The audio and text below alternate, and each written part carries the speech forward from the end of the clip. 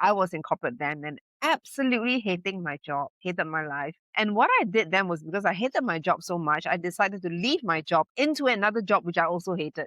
So we call that jumping from one shithole to another.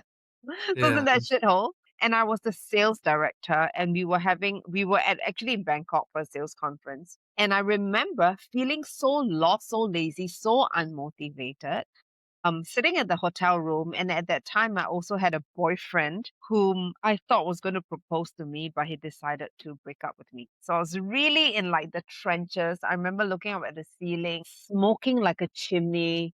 I was coughing like hell. My career wasn't working out. Relationships wasn't working out. And I remember looking up the ceiling and I asked myself, why is it that you have absolutely lost all influence over your own life? Yeah. And that sentence sort of became the spine to my book.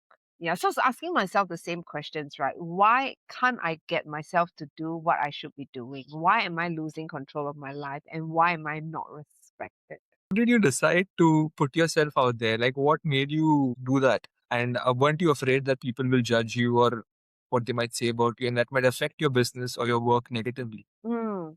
You know, it's so interesting that I never, okay, I wouldn't, okay, never say never, but especially for the last 5 to 8 years, I think I have not been so worried about people judging me anymore.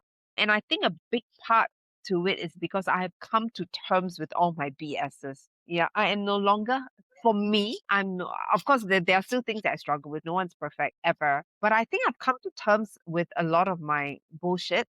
Yeah, a lot of my belief system, my bull stories, and my blind spots. I feel that I've worked through them. So what I've done along this inner work journey is to shine a light on my BS, not to shame it, but to put a spotlight on it so that you can work on it and do something about it, and it doesn't scare you anymore.